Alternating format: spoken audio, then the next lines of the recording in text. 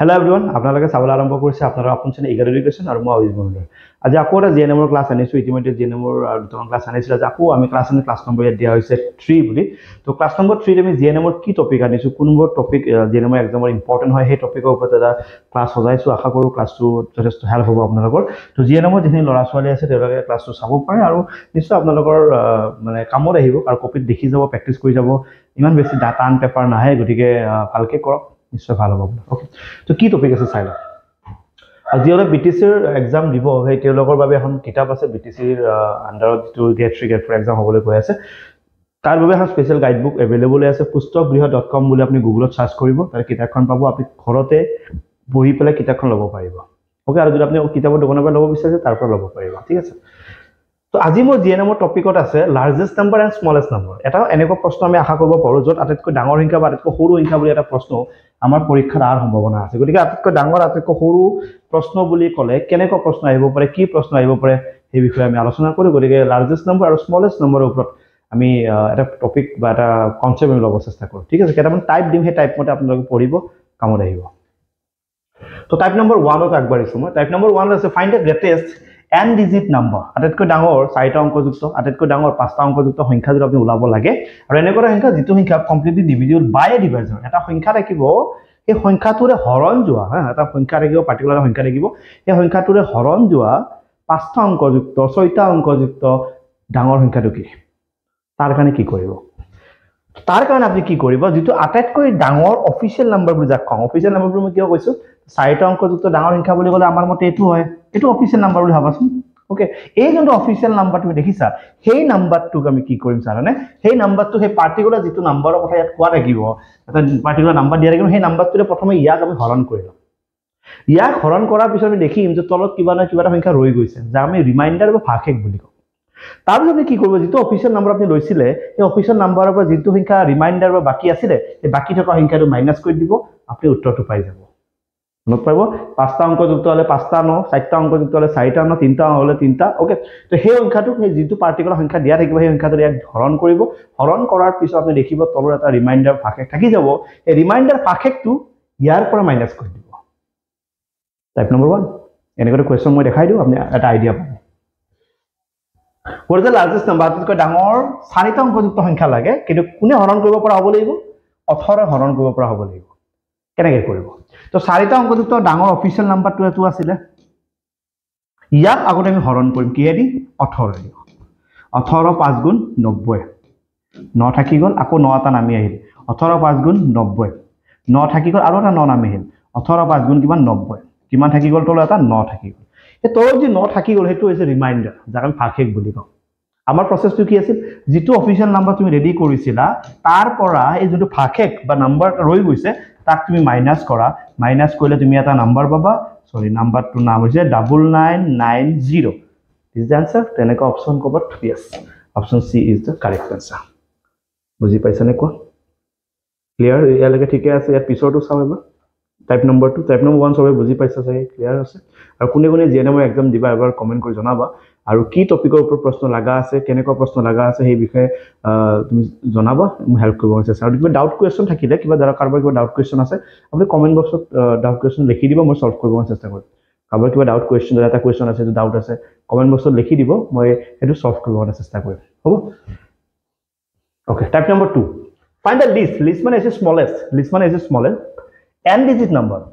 আটাইতকৈ সৰু 4টা অংকযুক্ত 5টা অংকযুক্ত এটা নাম্বাৰক, যিটো নাম্বাৰক এটা পাৰ্টিকুলাৰ নাম্বাৰে হৰণ কৰিব পাৰে। আটাইতকৈ মানে সৰু 4টা অংকযুক্ত, আটাইতকৈ সৰু 5টা অংকযুক্ত এটা সংখ্যা, যিটো সংখ্যা এটা পাৰ্টিকুলাৰ সংখ্যা হৰণ কৰিব পাৰে, সেনেকুৱা এটা সংখ্যা ওলাব লাগে। তো ইয়াৰ কাৰণে আপুনি কি কৰিব? ইয়াৰতো অফিচিয়েল নাম্বাৰ থাকিব। কেনেকুৱা অফিচিয়েল নাম্বাৰ? 4টা অংকযুক্ত সৰু সংখ্যাটো কোন হয়? 1000। 5টা অংকযুক্তটো কোন হয়? 10000। আৰু এটা কি হয়? 1 লাখ। এইটো হৈছে সৰু 4টা অংকযুক্ত, 5টা অংকযুক্ত, 6টা অংকযুক্ত।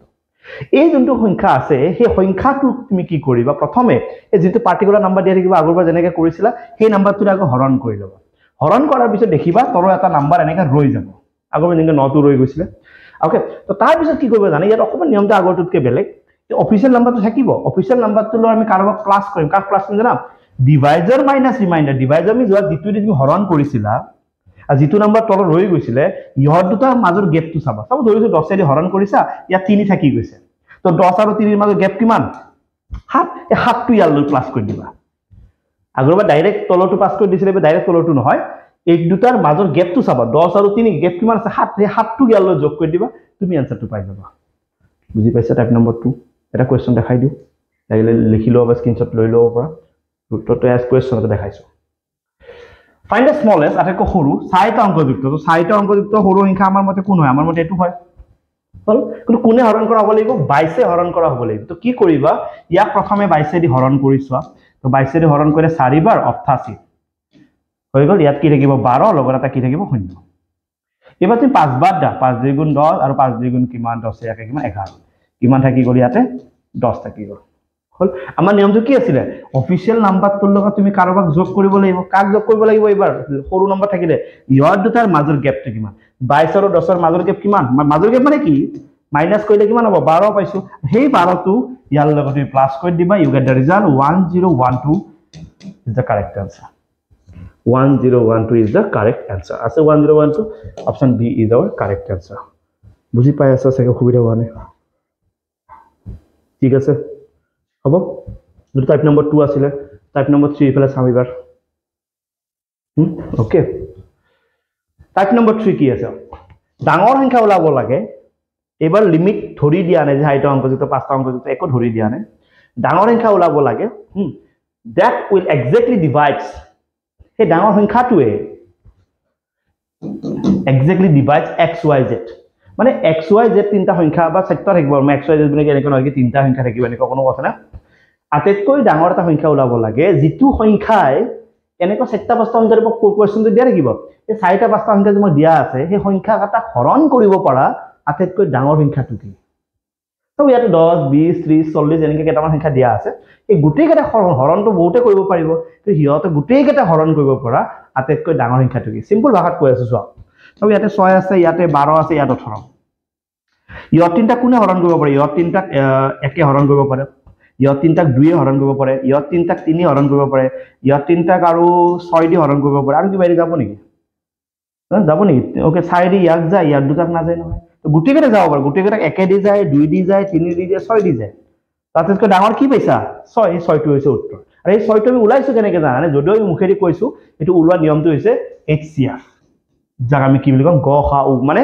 এই তিনটা তুমি উলাই দিব লাগে গখাউ আৰু গখাউ উলাই দিয়াৰ লগে লগে যেতি আনসাৰ পাবা সেই আনসাৰটো হ'ব আটাইতকৈ ডাঙৰ সংখ্যা যেটো সংখ্যা ইহঁত তিনটা হৰণ কৰিব পাৰে আটাইতকৈ ডাঙৰ সংখ্যা যেটো সংখ্যা ইহঁত তিনটা হৰণ কৰিব পাৰে বুজি পাইছা গখাউ কেনেকৈ উলাই মই এই কোৱেশ্চনটো কৰাটো মই বুজাই দিম গখাউ কেনেকৈ উলাই মই তোমাক বুজাই দিম হ'ব okay find the largest number ডাঙৰ সংখ্যা কিন্তু যেটো সংখ্যা ইহঁত কেইটা হৰণ কৰিব পাৰে সদায় গখাগুৰ দুটা নিয়ম যদি সংখ্যা কাটালৈ এখতকৈ সৰু থাকে তেতিয়া তুমি এইকেইটা নিয়ম ব্যৱহাৰ কৰিবা চাব ইয়াতে 20 আছে ইয়াতে 24 আছে কেনেকুৱা নিয়ম ব্যৱহাৰ কৰিব 20 মানে কি 4 পূৰণ 5 5 গুণ 20 24 মানে কি 2 গুণ 4 ওকে আৰু 2 3টা দিছো 8 ওকে 8 3 গুণ কিমান 24 2 কিউব ইনটু 3 এটা HCF কি হ'ব ইয়াত দুটা HCF মানে কেনেকৈ ওলাব H মানে এসি ডাঙৰ আটাইতকৈ ডাঙৰ কিন্তু লব লাগে সৰুটো 2 দুটা 2 তিনিটা সৰু কোনি 2 দুটা আৰু ইয়াতে কেৱল কমন নাম্বাৰ আহিব 5 টো ইয়াত আছে ইয়াত নাই তো এনসাৰত নাহে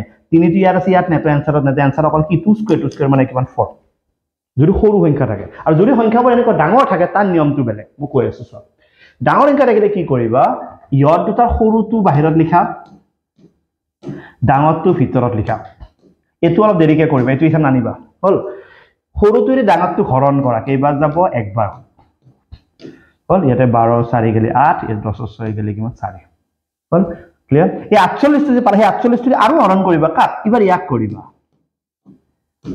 কেইবাৰ যাব 1 2 3 4 বাৰ যায় নেকি 4 বাৰ দিলে কিমান 8 4 গুণ কিমান 32 3 থাকি যাব ওকে 16 17 18 19 5 বাৰ দিব পাৰিলো হয় নেকি 4 বাৰ বেছি কম হতো 5 বাৰ দিও ওকে 8 5 গুণ কিমান 40 লগত থেল কিমান 4 ওকে 5 4 গুণ 20 20 4 কিমান 24 4 5 বাৰ দিলো ইয়াতে কি থাকিব 4 ইয়াতে কি থাকিব 2 তো 24 পাৰা 24 ৰে আকৌ হৰণ কৰিবা কাক কৰিবা 48 24 ৰে 48 কেইবাৰ যায় দুইবাৰ তলত 0 আহি গল ন এটা গম পাবা লাষ্টত কোনে হৰণ কৰে 0 পাইছা 24 টো হৈছে ইহঁত দুটাৰ গখাউ তো ইহঁত দুটাৰ গখাউ কিমান 24 এনসাৰটো কমপ্লিট হোৱা নাই কাৰণ এটা নম্বৰ বাকি আছে এই 24 টো যে পালা এই 24 একবাৰ ইয়াক হৰণ কৰি পেলাই ফাইনেল যেটো এনসাৰ ফাইনেল যেটো গখাগু তেনেকে ওলাম কেনেকে 24 এ এবাৰ কা হৰণ কৰিম 456 হৰণ কৰিম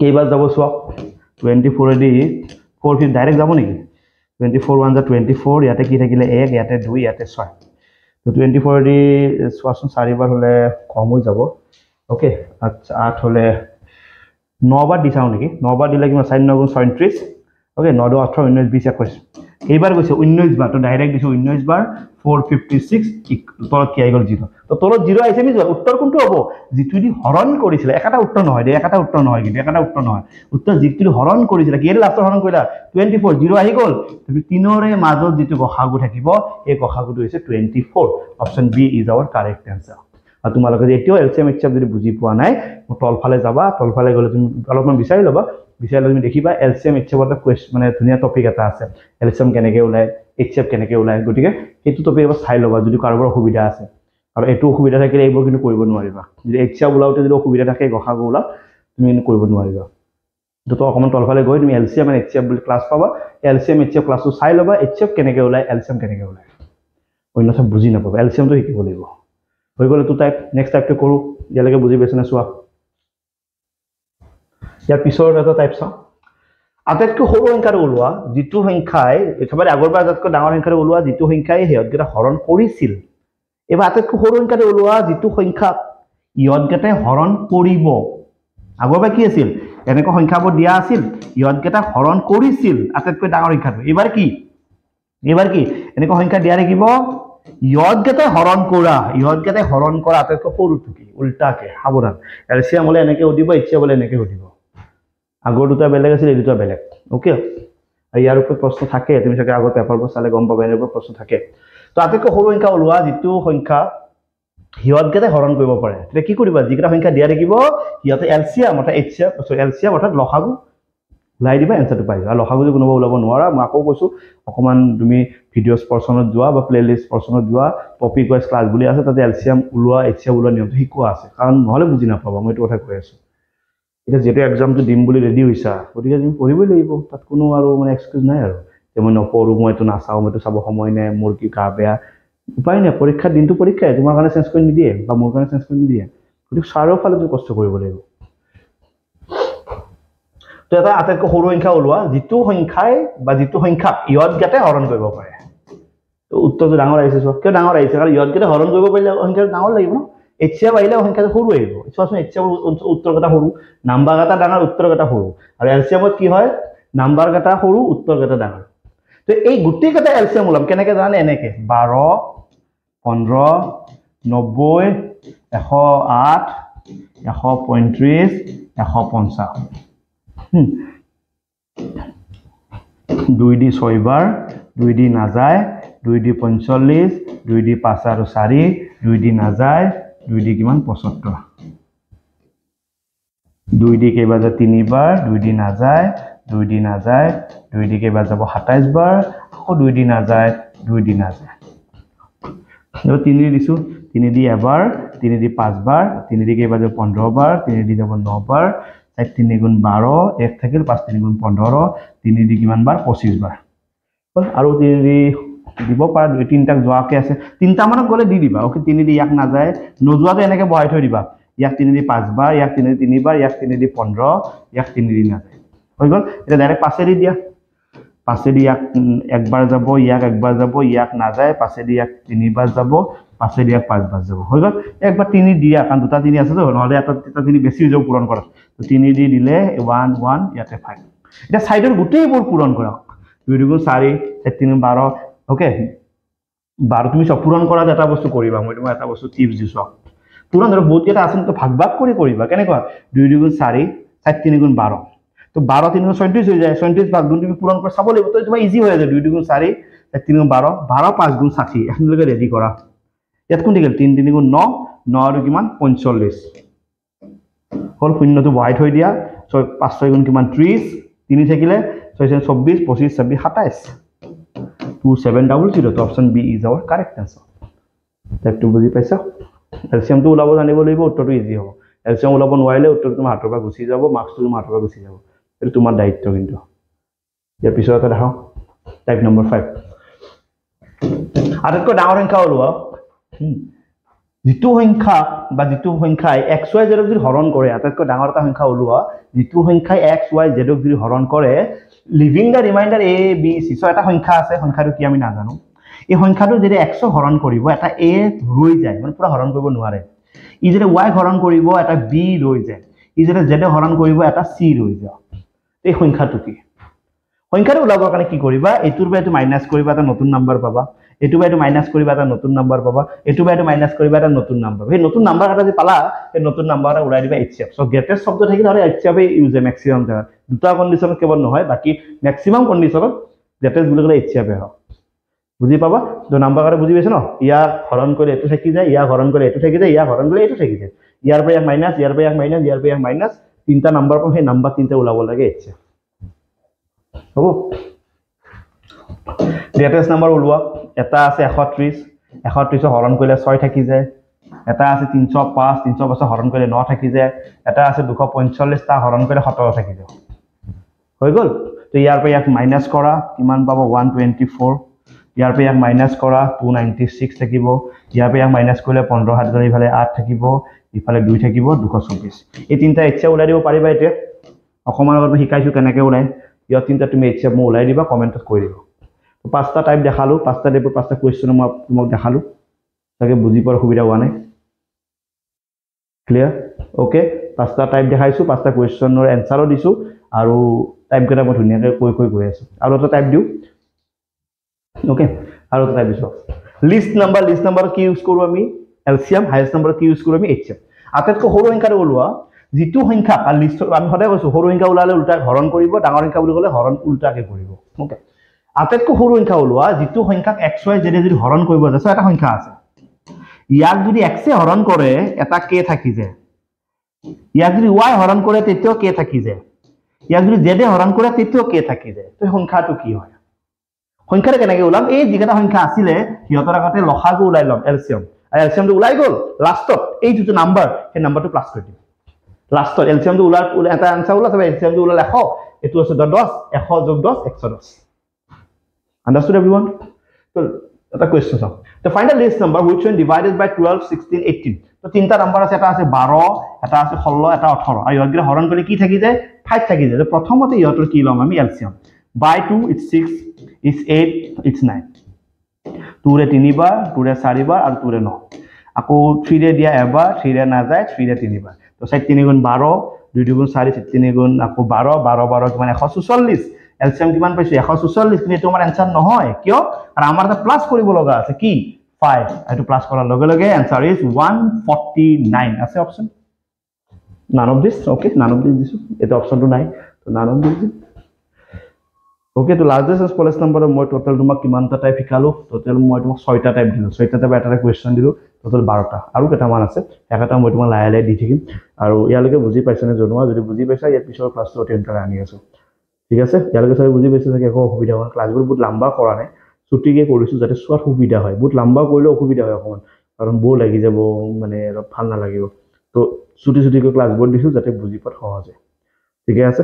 অ'কে, তো নেক্সট আৰু এটা ক্লাছ আনিম। আৰু কিবা ডাউট কুৱেশ্যন থাকিলে কমেণ্টত জনাই থৈ দিবা, মই হেল্প কৰিম। চাই থাকিবা আপোনালোকৰ আপোন channel eagle education. Thank you so' much.